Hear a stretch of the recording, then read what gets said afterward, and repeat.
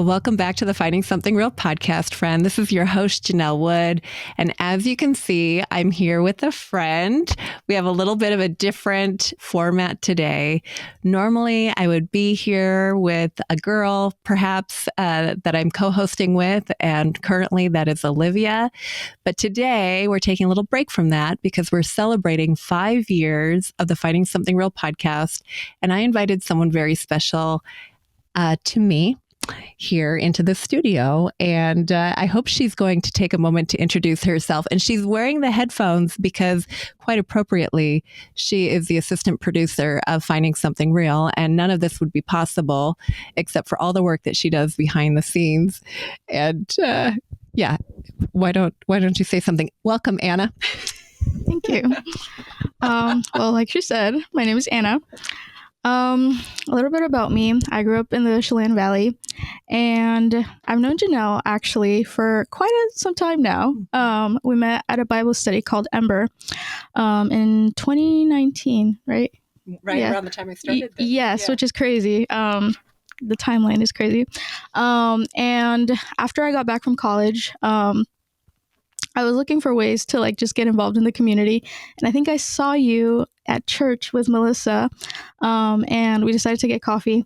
And then we just kept in touch after that. And I saw that you were looking for somebody to take over your assistant position. And I was like, I can do it. And I've kept in touch with you through social media, just because I really believe in the work that you're doing. And so I would have loved to be part of that. So I reached out and I was like, I can do it. Can I say something about that? So the thing about Anna here is you, like you said, back when this all started, we met in person because we were doing, real life ministry in our community. And I was working with young women. And I just remember you had this quiet confidence about you. And then you went away to college, to the same college that my husband and I met in grad school for, Northwest. Woohoo. And it was so sweet because, especially during COVID and all that time of lockdown and things, the world just felt crazy. Here's this one person who kept liking things that I would post or showing up for online meetings or whatever. And that one person was you. And you always were encouraging. And I noticed you and I was like, Anna. And it was just so sweet. And so Tara, I don't know if she's watching this, but Tara worked with me for 4.5 years. She basically designed the assistant producer position. And when she needed to get a full-time job and was stepping out of that role, and you were like, hey, I could do that. What an answer to prayer, but also what a gift, because it wasn't just, it would have been great to meet somebody new, obviously, but to know you and to know your heart already a little bit and to have seen you be involved with Finding Something Real in all these other ways, like at the brainstorming meetings or the online things. It just was such a gift from the Lord. So yeah, we've worked together now, 6 months? Is that maybe a little longer than that? A little longer than that. And it's just been a tremendous gift. I know I gave you some questions. How many podcasts have you done? None. This is my first one. So she's being super brave and allowing me to put you on the spot. But how many times did I ask you before we actually did this? Because I kept asking you if you wanted to be part of different podcasts, but I didn't have to. I didn't have to force you to be here. In some situations, maybe I have pushed people, but I don't feel like I pushed you. But tell me the truth. Tell anyone who's listening, did I push you to be here? No, I think it happened very gradual. But it is a little bit intimidating, getting to see yourself, and I can hear myself. Yeah. I know, it's a whole other thing. Yeah. It's weird for me right now because I can't hear myself except for a normal person. Mm-hmm. So I don't know if I've got my radio voice going on right now or not. What do you think? A little bit? A little bit. A little bit. Okay, good. Okay, we'll go with it. So you've got questions there because I wanted to ask them of you. And I know you prepared some questions. We just thought 5 years, season 7, as the year 2024 is coming to a close, we thought it would be a really sweet thing to share a little bit behind the scenes here and talk about the journey of finding something real, why we're both involved in it, and maybe some highlights, and talk about our hopes for the future, kind of. Was that? Yeah. And if you're listening or watching this, we hope that this brings value to you as well. I love finding out what's happening behind the scenes of some of the things I watch or listen to. So, yeah. So anyway, something that I've really admired about you, Anna, is that you have a heart for sharing Jesus with others. And something I often ask any guest who comes on here is for them to share their own faith journey. I know that's not all right there, the questions, and I'm putting you on the spot a bit, but, if you want to share a little bit about why you're passionate about sharing the Lord, where that comes from, I'm sure someone would love to hear that. So I grew up in a Christian home. My parents were very involved in church. My mom and my dad, basically kind of like pastors. They were like under my uncle, and they helped build his church up, and we were there, I think, up until I was 14. So I just have always had a heart for ministry because I've just seen the example that my parents have given. But I think my love for God grew, I think at a very early age, kind of for the same reason, but also, I don't know, a little bit of both. But because they were so involved in ministry, maybe this was unintentional, but I just felt really overlooked by my parents. And so I just didn't feel like I had the attention that I really craved from them. And maybe, I don't think that was their intention at all. I think it just kind of just what comes with it. But I think that's where God really met me in like such a personal way, because he just embraced me in that. And I know that God has been real for me like my entire life. Like that song, the goodness of God, like you've carried me like my whole life, like that has been so real in my life. So I've never doubted like that God has been there for me, because I've seen him in that way from like a very early age. And then I feel like for the most part, I've had a pretty strong faith. I think that doesn't mean it hasn't been tested though. When I was a sophomore in high school, my dad had a stroke, and that kind of just set us on like a 4-year journey of like just going to hospitals and like having to take care of him. And I feel like that's where my faith really had to stretch. And it was very hard, but at the same time, I don't think my faith would be where it's at if it wasn't for that. I feel like I just grew like exponentially, and I've just seen God come through time and time again, even like in such a dark time as that. So I think he's just set me up for a really firm foundation in him, because he's just always been my anchor like my entire life. That is like really the story of my life. And I understand, like, especially in this podcast, I understand people have had really tough experiences where because of those situations, they don't believe in God. And because of those situations, they doubt God's goodness. But for me, it's been where I've seen him come to life in those moments, and where I've seen him come through. And he's just been in the, like, when I talk about those moments too, even in some of the toughest moments of my life, I have just seen him in the details of my life. And there's just no way that God was not in there. But I also understand why it can be really hard, because although I have had a pretty strong faith, like my dad's situation really affected my entire family, and I've gotten to see like different perspectives. Because for me, I think I don't think I've ever resented God. Maybe I've had my questions, but I don't think I've ever resented him in that way. But I do think that like everybody's story is different, and I have heard a couple of my family members where that has been the case, and it just makes me think like everybody's on a different journey, and that's why there's so much grace. Because I know not everybody is going to have like the same story that I have, and everybody is on a different path. So that's why I have so much compassion for people that are just trying to figure it out, because it is really hard to just do it. Yeah, because you lost your dad. What year was that? 2021. 2021. Mm-hmm. And so when you see people wrestling with their faith and struggling because of hard things that they've encountered, you understand some of that because of the things that you've been through. Yeah. And I think that's what's made you working with this, ministry such, and also, just in the last few years, working with different people on this podcast, those that have experienced pain and, suffering and trials and rejection, all these different things, there's that added component of, I understand, because were it not for, the scales falling off my own eyes, I'd be in the same spot. Yeah. Is that? Yeah. Yes. Yeah. Yeah. Yeah. Well, I thank you for sharing all of that. I hope it wasn't too much to share. Okay. And we already talked about how you got involved with Finding Something Real.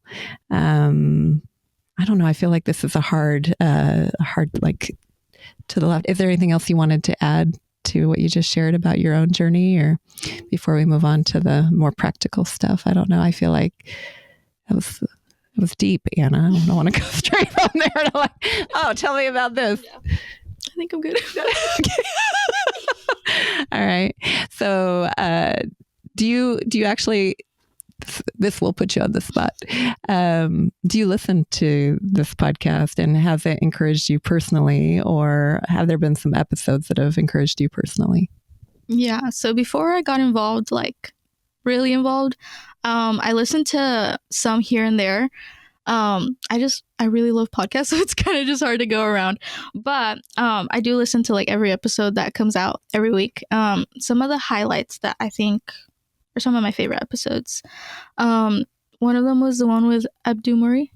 I think he just has a really unique perspective, and I think what really gravitated me towards his story was that in college, I made a friend who is Moroccan, and she grew up Muslim.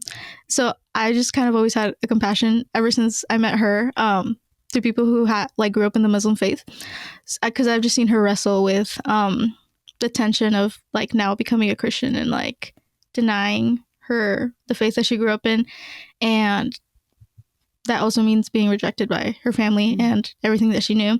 So I've just that just really hit home for me. I also just loved what he shared about his story. Is that the most recent one where he was on with Noelle and Sina? Yes. That one was one of my favorites too. And so maybe we can link that in the show notes, because that one was, was good. Yeah. Yes. I think one of the ones that really pivoted it for me was one that I don't remember what season it was, but I think it was one of the openers, the one that you did with Gracie.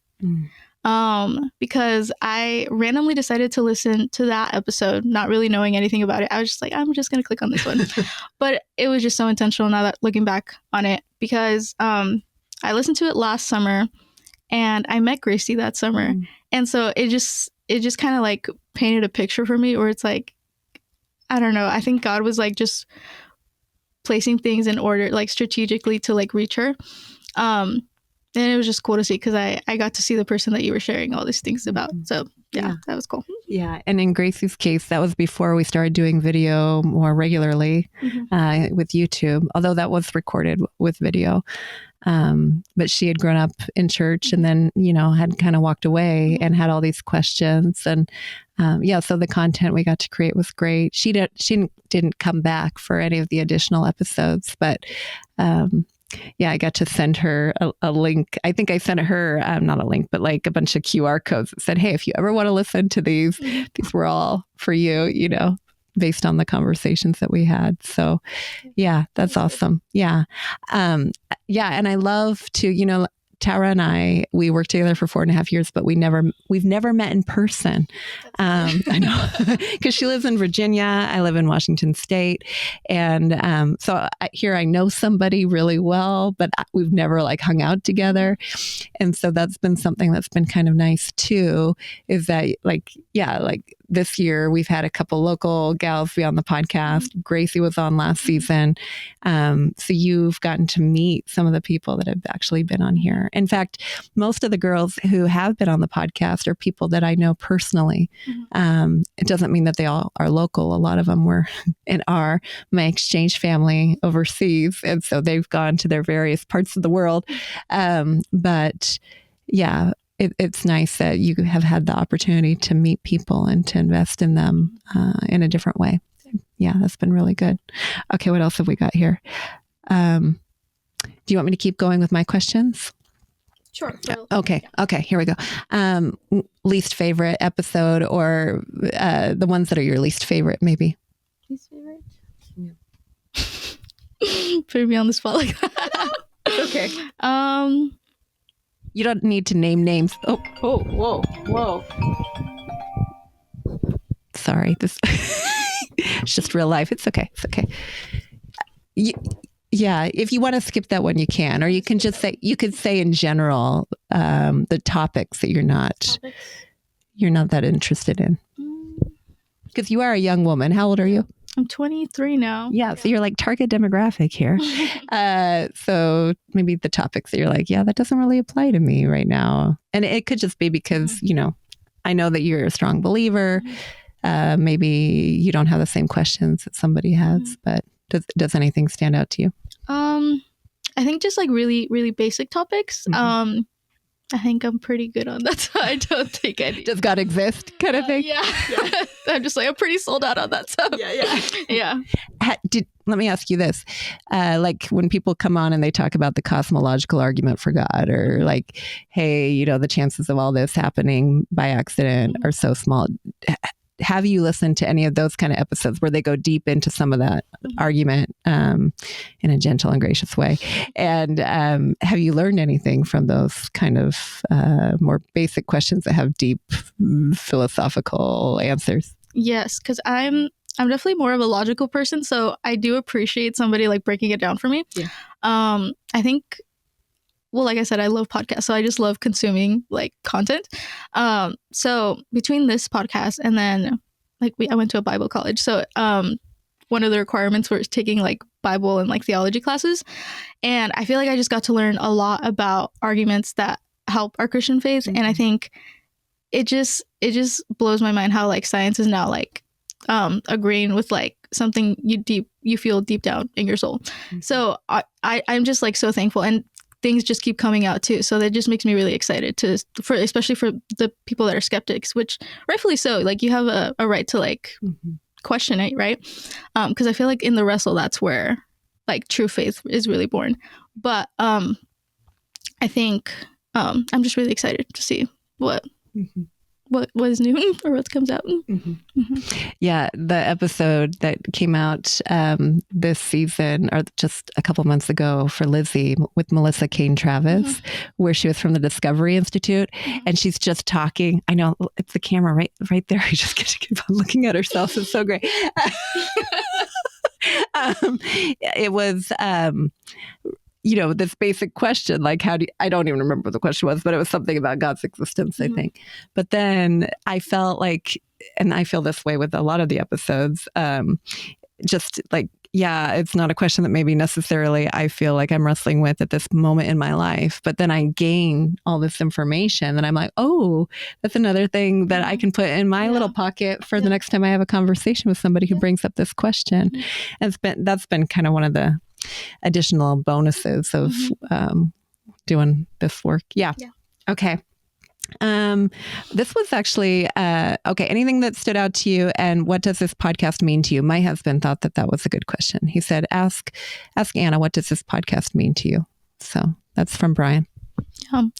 I think for me, it's just a practical way to love girls. I think one of the things that really gravitated me towards this podcast, and something that I haven't seen in the podcasts that I listen to, is that you're really intentional about the one. Like you literally dedicate a whole season to the one, right? And it just makes me think of the verse in the Bible where it says like, he'll leave the 99 to find the one.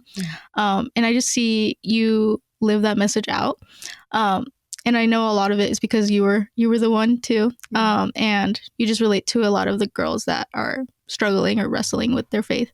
But I feel like for me, it's just the real deal. Like, it just, a lot of people can talk the talk, but I feel like you really walk the walk in the way that you didn't pay you to say all that. I'm going to have to. That's really sweet. Yeah. Well, that says a lot, especially since lately I'm like, hey, Anna, can you do this? Can you do this, Anna? Can you? I'm very thankful for you being part of all of this. And I do think that God has shown me over and over again that it is for the one. Mm-hmm. I mean, you and I have even had some private conversations mm-hmm. lately where I'm like, Lord, where's the fruit? Where's the fruit? You know, like, I want to see growth. And I've had people on this podcast talk about how they know that God has blessed something because of the growth of their ministry. And maybe somebody just needs to hear this. Sometimes the blessing isn't in the numbers, mm-hmm. but it's in the nourishment that it brings to the people that do come or that are there, you know. And some of that fruit, maybe we won't see this side of eternity. But I was just, I won't share this full story because it's still in process, but recently I ran into some people I hadn't seen for a long time. And it was just like such a joyful reunion.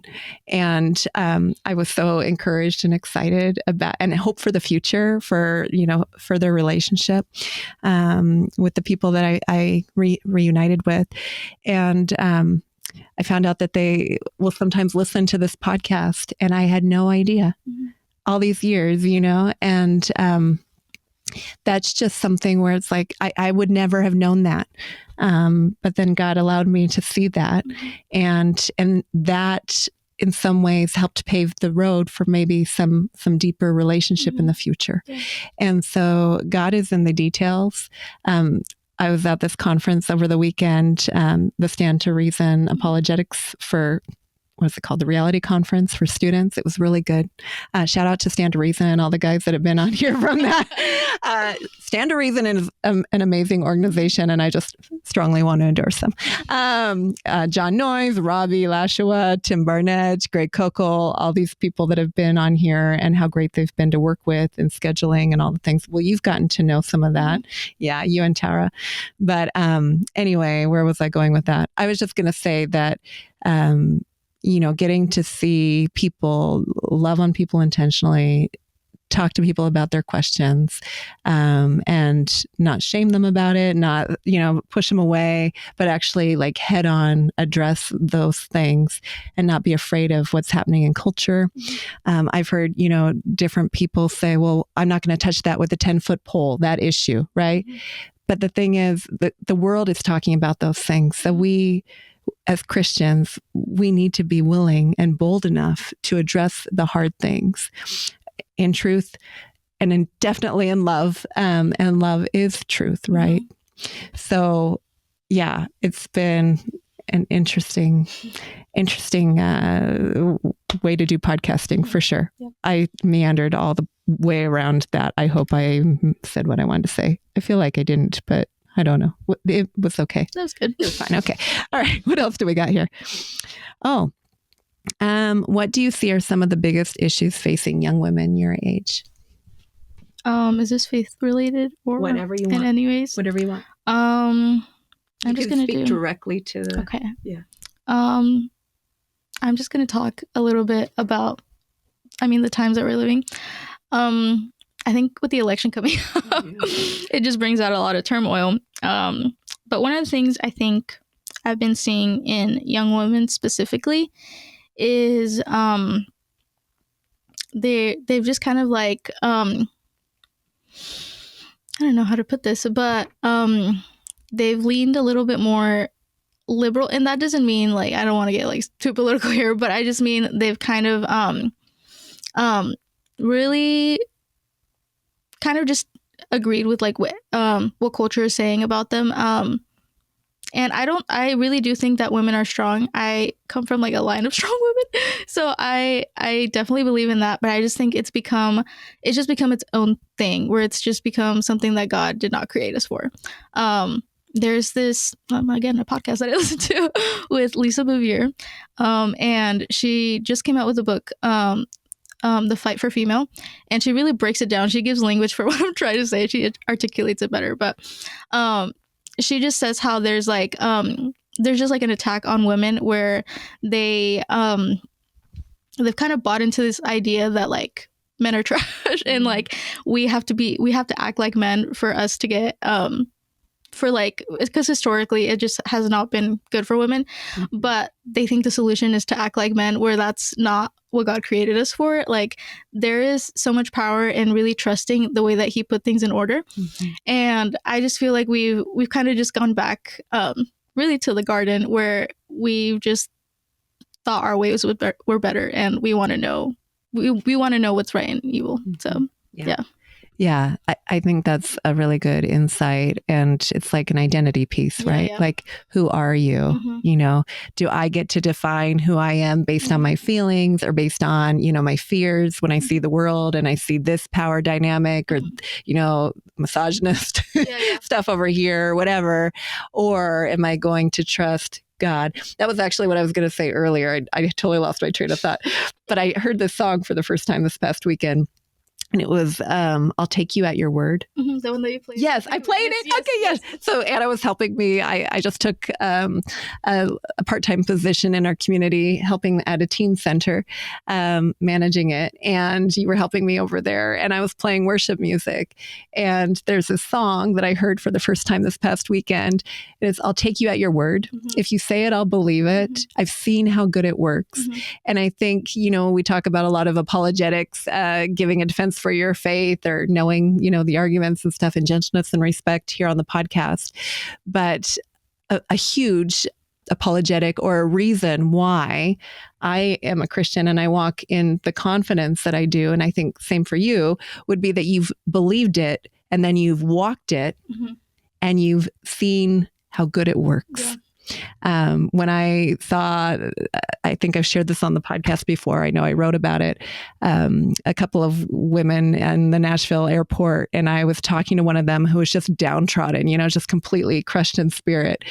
And we were talking, and I ended up like sharing Jesus and a Bible with her. I just told her, I said, what I have is real. What I have is real. And so I think the more you walk in the confidence of, wait, this is who God says I am. This is who he is. Because it starts with him, right? Who he is. Therefore, I am who he says I am. I'm believing God. And that, like, doing that study by Beth Moore years ago changed my life, right? It's called Believing God by Beth Moore, changed my life. I've been a Christian from the time I was a little girl, that I went through, you know, a lot of different struggles. But when I actually believed him, when I actually believed I was who he said I was, didn't mean that I didn't struggle, didn't mean that I didn't have like doubts after that, but I kept going back to that. Who is God? Can I trust him? And am I who he says I am? And if I say, yes, I'm going with you, I'm believing you, it changes your life. It changes your life. I mean, that's why I'm like, Jesus is real. I mean, find out for yourself, but take him at his word. Try it for yourself, you know? Anyway, okay. I went off on a tangent right there. I'm sorry. where were we at? Okay. Was there anything else you wanted to add to what are some of the biggest issues facing young women your age? No, I think just an emphasis on like identity has been big, whatever that looks like. But I feel like the enemy has really just taken that and ran with it, because he has so many people confused, and I feel like it in some ways it just become an idol, because they don't really know who they are and they're trying to figure it out. Yeah, J. Warner Wallace gave an amazing talk on that this past weekend. I don't know if it's on YouTube. You should Google it. J. Warner Wallace, Identity. He just wrote a book, The Truth in True Crime. And I think his presentation was about that. There was some things taken from that book, but if you can find it, it was an amazing presentation. And it didn't go political. It didn't get into all of these. It just was talking about who is God and who are we in response to who our maker is. It was so good. It was so good. Just wanted to share that. Okay. All right. What do you see as some of the biggest issues facing the church, the Christians today. And just aside, real quick, been doing Finding Something Real for 5 years. In the beginning, we did Ish, Identity, and Impetus. That was the series. So Ish, what are the things keeping you from God? It was going to be a really short series. It was. And then like the biggest questions, objections, those kind of things. And then we moved into Identity, who we are, what God says we are. And then Impetus, like how we're moved into relationship with one another and out into the world, right? And I still kind of think of this podcast in that vein, right? Like we talk a lot about the ish, like the issues that keep us from a relationship with God. And this podcast format, even though we've had some girls on here like Olivea, who is a believer and wants to follow Jesus. A lot of the girls that have been on here, a lot of the women that I've interviewed, they aren't sure, they're stuck in that place of questioning. And like you said, everybody's on a different journey. I'm not God. I don't know, when their breakthrough's coming. But I know the one in whom their identity can rest with full assurance, right? And so just kind of using this podcast format to kind of point to who he is, right, over and over again. And but the people that I hear from the most with regards to this podcast aren't the girls who I'm actually podcasting with, right? It's not the girl who's maybe sitting in the proverbial back pew and has questions about God or is willing to express the questions. It's more the people who they'll admit they have questions, but they've already decided to follow Jesus. They've already decided to follow Jesus. And they're like, wait a second, that question helped me. Yeah. So in a lot of ways, Finding Something Real has had a discipleship piece because a lot of the people that I'm in community with at church or different things, and I don't mean my specific church, but in church and global, bigger church. I don't know that we always know what we believe. Yeah. Or that we really know the same thing that we're trying to share with the world. Have we really digested it for ourselves? Have we really wrestled with the questions that somebody who, has gone through suffering and, a sudden death that wasn't okay? Like, these different issues that come up. Are we trying to put ourselves in their shoes? Are we wrestling with the same questions they're wrestling with in order that we might actually be light in that dark place, whatever it is? Yeah. That's a whole tangent. I'm sorry. I totally interrupted your question, but that kind of segues into do you think are some of the biggest issues facing the church today? Yeah, I think globally and locally, it's kind of the same thing, just different scales, obviously. But I think one of the things I've noticed, even just being like in Chelan, just like a small town, is the lack of unity. I think every church, at least around here, not to call them out or anything, but I think it's just like their way or the highway. And I think that completely misses the point of the mission. And I think there's so much power in unity. And when we can leave the things that maybe make our certain church unique, if we can lay that down and focus on like the foundation, which is Jesus, we would see so much growth. And I even just putting it on like the global scale, it's the same thing where denominations thinks that my denomination's better. It's this way, you're wrong. And I think, God is coming for like a pure bride, but it's the body, it's the church, right? And if there's not going to be unity, like there's just no way that we can accomplish everything that he's called us for. So I would say like unity is probably the biggest thing right now. Preach. And there's so much I could say about that. Do you mind if I go on my soapbox a little bit for a second? Well, first of all, I do see some good things happening, especially locally, where there's bridges being made and stuff. So props to the pastors and to the leaders who are doing that, because I think they see a similar issue. But it is a huge problem. Oh, gosh. And Jesus prayed for unity on the night he was betrayed, right? He prayed that we would be one. And I just read this book. I keep telling everybody about it. Did I tell you about it too? It's called Mark of the Christian by Francis Schaeffer. Okay, I was turned on to Francis Schaeffer because somebody on the podcast, probably one of the Stand to Reason guys that we interviewed, talked about Francis Schaeffer, this he passed away now, theologian, apologist, really intellectually like robust, kind of like a C.S. Lewis a little bit. But this little book, and in the book, he just talks about how Jesus said, basically to the world, you can judge my followers based on their unity, based on the way that they treat one another. Yeah. How many times am I sitting down talking to a former Christian, somebody who would call themselves a former Christian, who tells me that they left because of the hypocrisy, the infighting, all these different things. It wasn't really this or whatever. And instead of like, there's a ton, every story's different. We're all responsible for ourselves before God. Okay, I don't want to get into nitty gritty, but come on.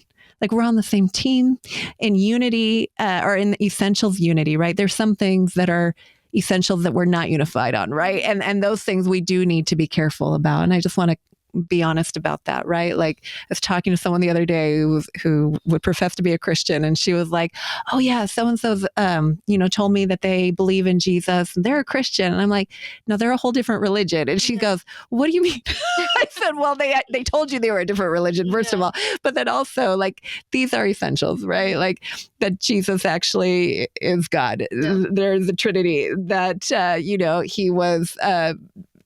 He died for our sins, that we need, we're sinners, that we need his resurrection and his restoration. Like these are all essentials to the Christian faith. But for those of you who are watching this or listening to this, who believe that, how are we treating our brothers and sisters? Like you're saying, it's the world is watching. Someone was just on this podcast recently. Who was it? It was one of the gals that you booked. Is it April? It might have been April. I think it was the gal after her. Oh, maybe I'm thinking somebody else, but it may have been April. Beyond a Lilo. I think it was somebody else. So who was saying, it might have been Francine Rivers, actually.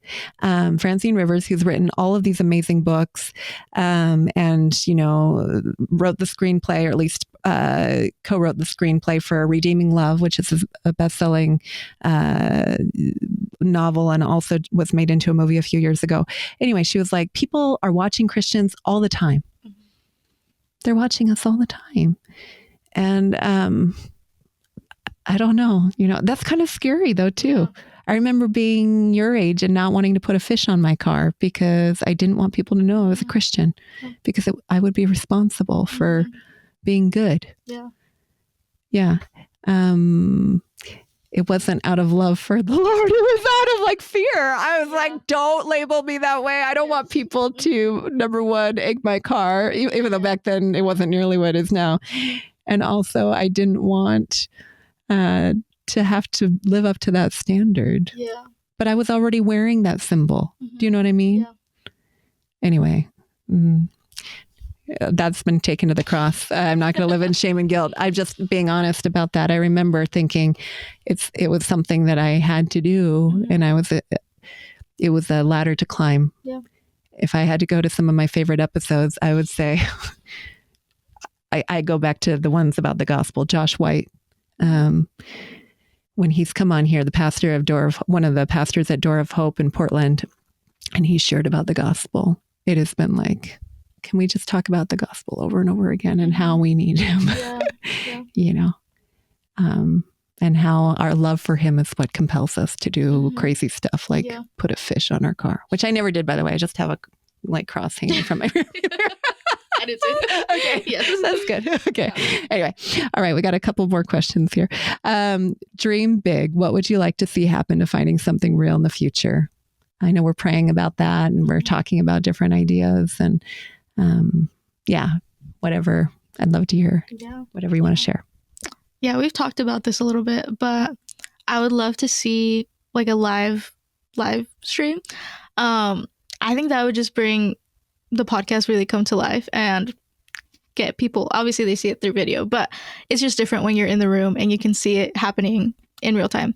So I would love to see that happening. And then maybe some of your guests that you've had, because you've had some incredible guests, come and just like, I know that they support the mission that you've fought for, and I would just love to see that come to life. Yeah. Yeah. I think that would be so fun to do one of those. And also, like, it would be a great little event too. We could do it at a local church and have some people there, and maybe some of these guys and women that have come on, and some of our friends that we've made. If you're watching this or listening and you're a believer and you pray for this podcast, or maybe you just have been encouraged by it, we would love your prayers as we continue to kind of wrestle through what 2025 might look like for finding something real. I really sense that there's some things that are changing, and just a burden for discipleship, a burden for the church, and people who have been in that back row going, well, yeah, I want Jesus. Now what, Yeah. So I don't know. I'd love your feedback on that. If you're listening or watching and you're thinking, no, don't go that direction. If you feel led, please reach out, because we're just praying about it. But even for the young women that I've podcasted with that aren't sure yet, or people who listen to this podcast who are like, yeah, I'm still on the fence about Jesus. Like, sometimes you don't know until you experience it too. Like when you take that step of faith and you start walking in it. Yeah. So it wouldn't be just for the people who are already Christians, but it also would be for people who are like, well, I'm really drawn in, which, by the way, if you're not drawn to Jesus, you're probably not listening to this podcast, right? Like, I've had podcast guests say that to the girls that have been on. Like, I think Sina was one of them. He's like, Sina, you wouldn't be here if God wasn't already drawing you, or to Dakmar, from the Netherlands. Yeah. Anyway, it's so true.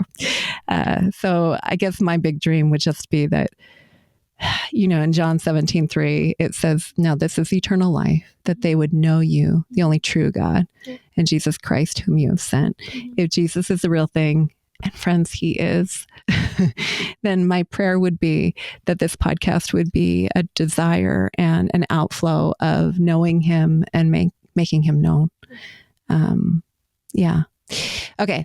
Final. Well, do you have any questions, or what do you want to do about it? We can finish it. Oh, we're going to finish and we're going to add. Okay. This is the very final question though. So should we do that at the end together? We'll okay. Oh, see, Anna here had prepared some questions too, but I don't know what they are, because we just thought, why not? Why not be real? It's already 42 minutes in though. So, we'll go quickly through whatever it is. Now, are these for both of us or just for me? They can be for both of us. Okay. Yeah. Okay. But okay. Yes. We'll do like 2 or 3. 2 or 3? Okay. Mm-hmm.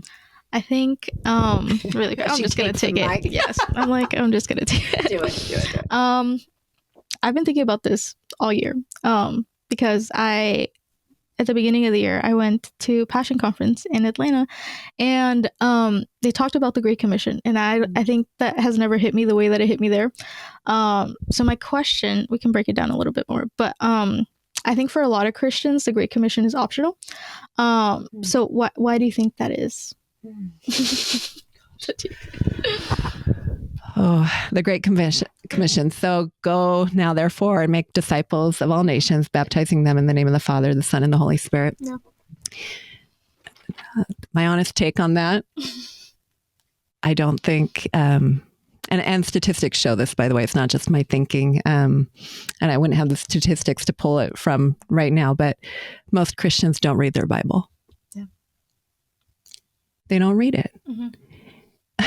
This makes me so sad. I get super passionate about this. So if I could tear up, it's like, you might be listening to this podcast.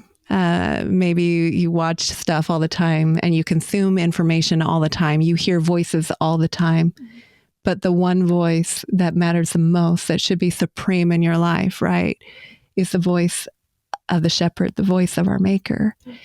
And this is, I've been here, right? It's like a million other things clawing for my attention. And I just barely am able to listen to this, and you can live in this place of shame and guilt. Like, I should. In fact, I know I've shared this on the podcast before, but I remember being 30 years old and coming to the end of my shoulds, and being in a therapy session and hearing my therapist say, Janelle, you say should a lot. And I was like, well, that's because I'm a Christian. I should do all of these things. And she said, why don't you just do it out of love?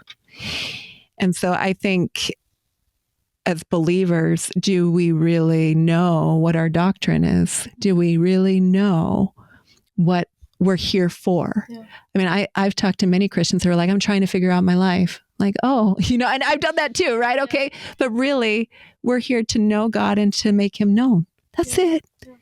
And he uses us and our unique giftings and our unique talents and our unique placement for such a time as this. But if daily you're getting up and you're going, I just want to know you. I want to read your word. I want to know what it says about you. I want to hear your voice. Then it's like, how could we not? And I think the other thing is we need to be praying for eyes like Jesus. There's that song, you probably know which one it is, where it says, break my heart for what breaks yours. Yeah. Everything I have for your kingdom, Lord. Years ago, my youth pastor, Jonathan Schmidt, he told this story of praying for a heart for the lost and how he wanted to feel that burden and how God answered it in a very tangible, very scary kind of way. But what I took away from that story from Jonathan was that if you ask for a burden for the lost, God will give it to you. Mm-hmm. Were it not for Jesus reaching out and grabbing you or me, we know where we would be. All of us would be on the footsteps of hell, right? Yeah.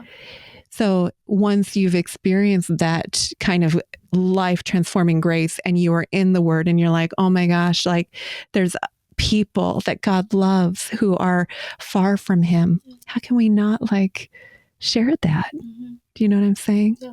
Anyway, I hope that was grace filled. I'm not perfect. I struggle in that area too, but I do think we need to be in our Bibles more. What do you think?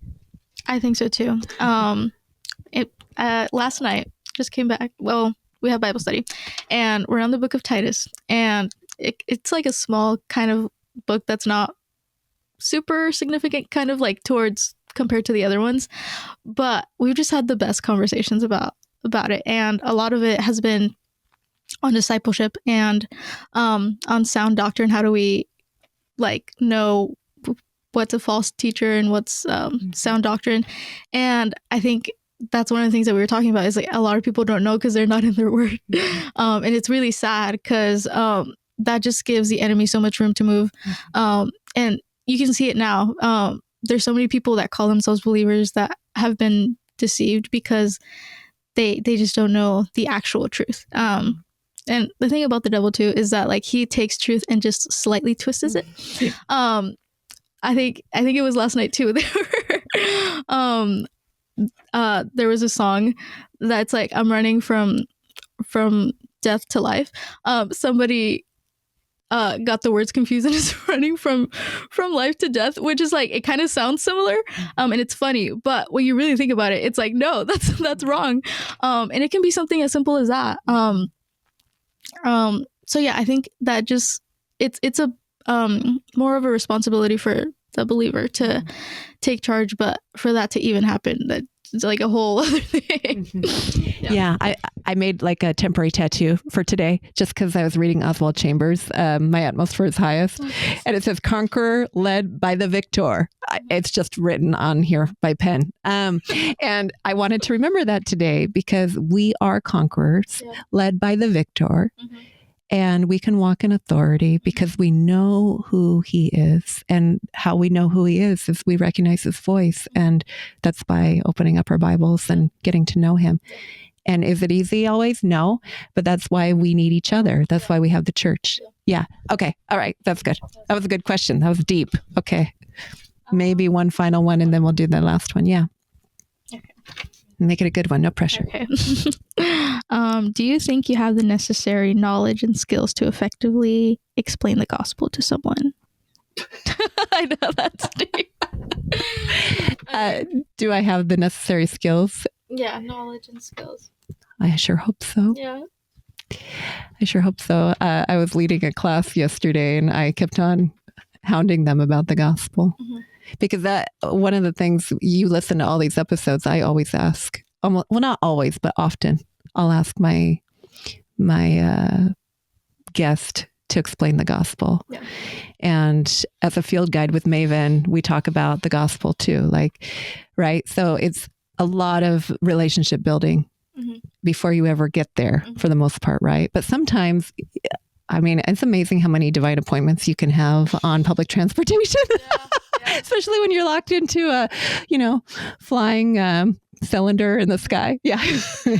But, talking about creation, starting from creation, that who God is, he's a good God who created a good world. Genesis 1:1, in the beginning, God created the heavens and the earth. But human beings who he made in his image and are good, right? That were good, they chose their own way. They rebelled. That's in scripture too, right? For all have sinned and fall short of the glory of God. The wages of sin is death. And you can look around the world, you can point to the world, right? It's such a mess. Where does that come from? Human beings have screwed it up. So now what? There's a good God that made all of this, and then we're fallen. Yeah. But that good God didn't just stay apart. He entered in. Yep. John 3:16, for God so loved the world that he gave his only son, that whoever believes in him would not perish but have eternal life. Whoever. It's an invitation for whoever. Jesus said, I am the way, the truth, and the life. No one comes to the Father except through me. He's the way. He said to know him is eternal life, right? In John 17:3. And so he came to restore that which was lost. And I love what Josh White, the pastor, Door of Hope, says, like, all we have to do is say yes to the yes he already said over us, which is he wants you. He loves you. You were made in his image. You matter to him.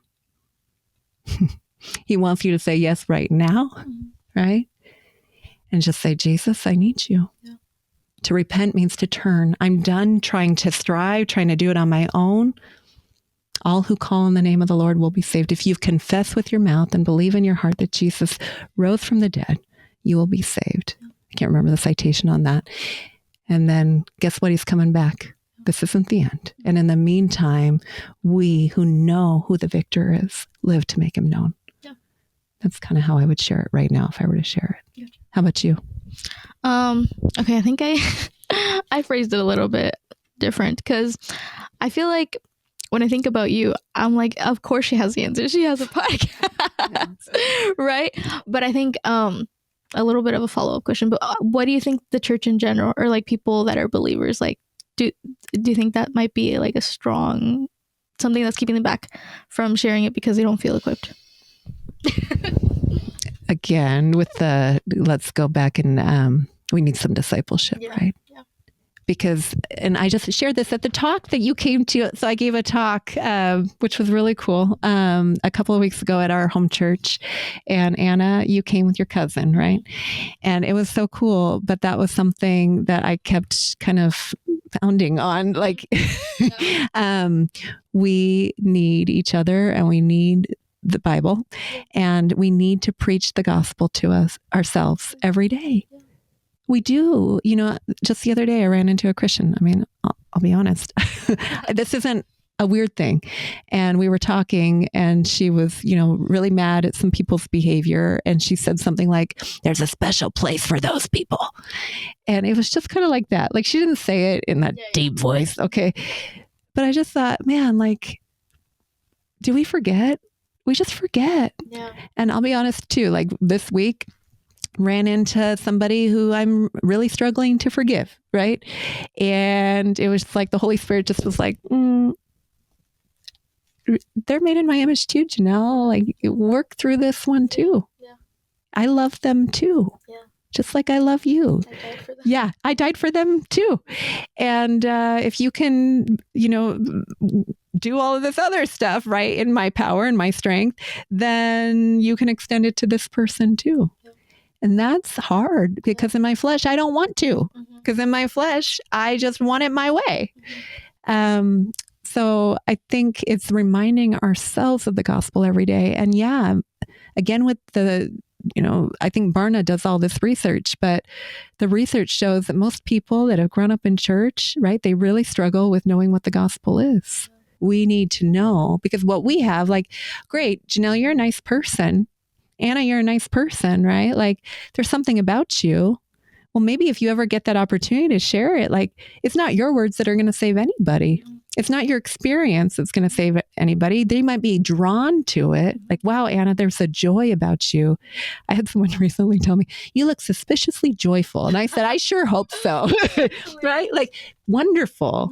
Now, let me tell you why. In this case, it was a Christian, but like, there's an opportunity for us to share.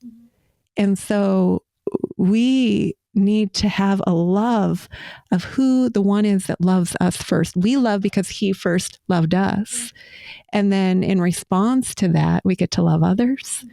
Does it look perfect? No. Are we totally broken apart from Christ? Yes. And do we still struggle with that? Yes. The Apostle Paul even struggled. Yeah.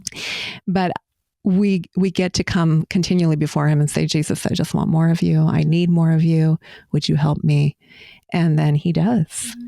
And so if you are listening to this and you're saying, I don't read my Bible and I don't know the gospel, but I know that Jesus changed my life, praise God. And then open up your Bible and reach out. Email me, JanelleMWood@gmail.com or Janelle@FindingSomethingReal, or there's a thing on FindingSomethingReal.com. I would love to get feedback from you on this particular episode because we've covered a lot of different things, and it's like a full-size episode now, Anna. That was a good question. I'm sorry. You asked me questions that I got on like a soapbox about. Did you know that was going to happen? I figured. Now she knows because we'll during the summer we went for walks for our work meetings, and I would and you okay. But you keep showing up and you keep coming back, so I don't know what to say. I love you. Okay. Last question. Finding Something Real is all about a journey towards restoration, eternity, authenticity, and love. All things that we can find and have found in relationship with Jesus Christ and keep finding every day. Which of those stands out to you the most in your life right now, and why? Yeah. I think it's a mix of two. I think authenticity has always been a message that I've tried to live by. Because I think when I was probably like in middle school, just trying to figure it out, I did not live an authentic life to who I was. Just because I wanted to really get that validation. But I think I came to a decision when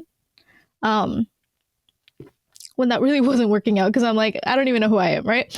I just like decided to be authentically myself, whatever that looked like. And so I feel like that's always been the something I've tried to live out. And hopefully I'll continue to live out for the rest of my life.